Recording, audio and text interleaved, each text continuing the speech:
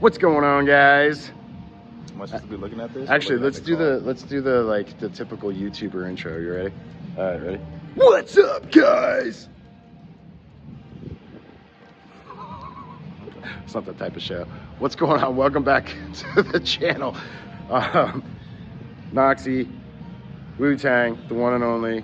Today, we're gonna talk about the 2022 Bronco Badlands Sasquatch Edition. And we got a fancy little selfie stick. So here we go. Let's check this thing out. Wee!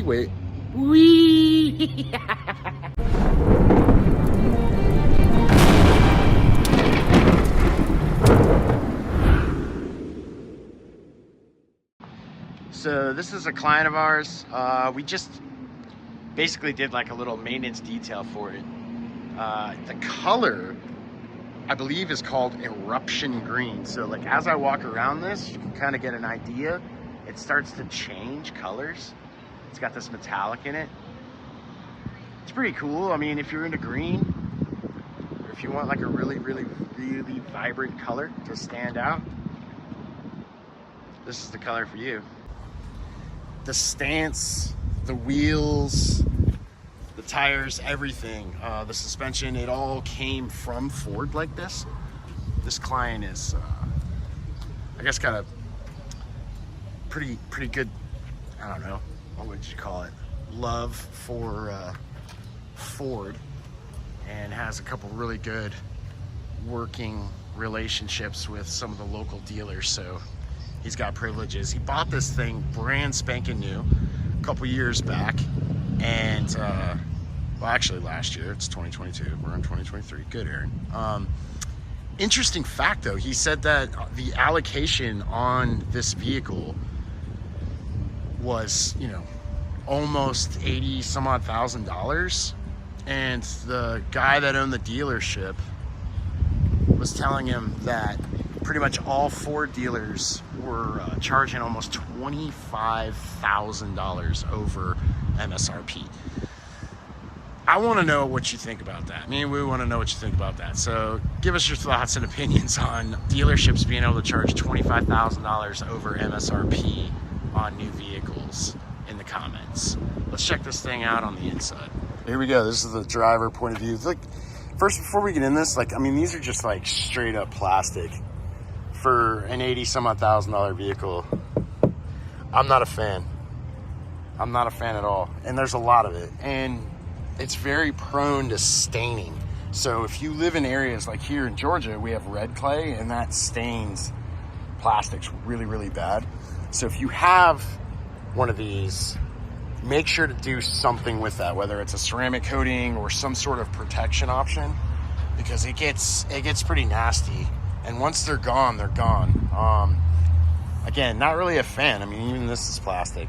The headlights and the like heritage, like kind of vibe are cool. But all in all, I'm not a fan of the plastic. Let's go ahead and get this driver point of view. There you go. It's got the two-tone stitch in it. It's pretty cool. Leather seats are pretty much just like your typical Ford upgrade. They're not anything above and beyond, really. The carpet, all of the floor mats and everything else are pretty much all just like an F-150 or anything else. The stitching's cool though, and the little like accent pieces. I mean, you can get some of the I guess that's just like a oh shit handle. I don't know, but this is what you're getting. I like the design of the seat though. It looks comfortable. Matter of fact, let's check this out. All right, so this is the driver point of view, and you know, the steering wheel's nice. I like these kind of, I don't even know what the hell to call that thing. I mean, it's really just kind of like a, I'm ready to drive grip, I guess. Push button start.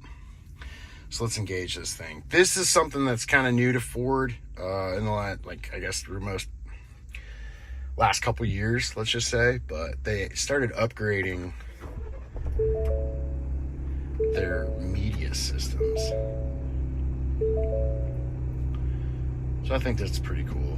definitely a big screen. I mean, that thing is very, very large. Very large. So it immediately starts up your navigation, your Bluetooth, all that stuff.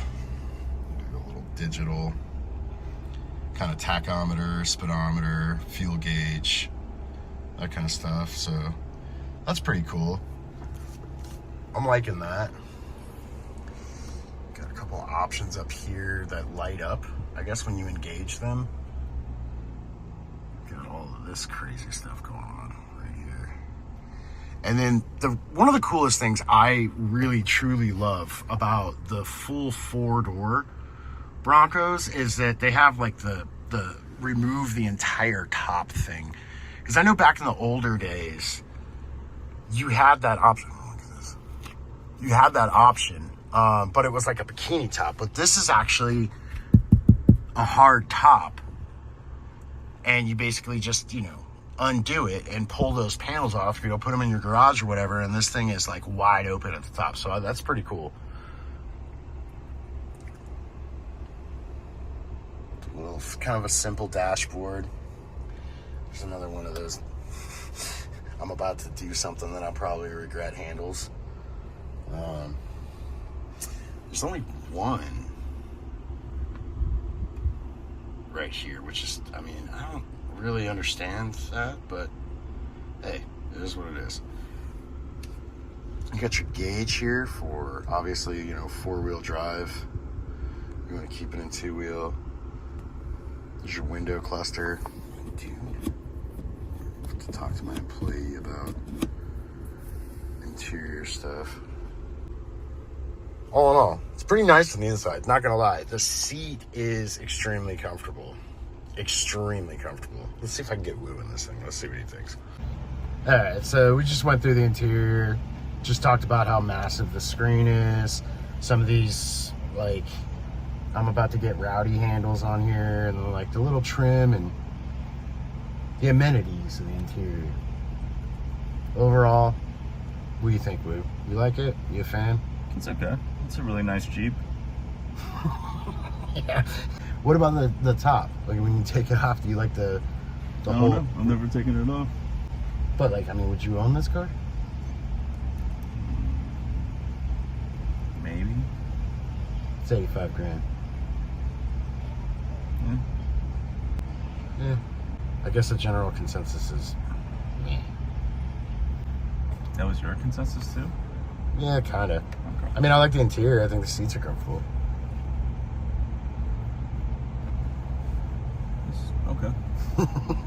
So here's something kind of cool about these things that a lot of people don't know, but inside the gas cap, they have the different versions of Bronco models inside that.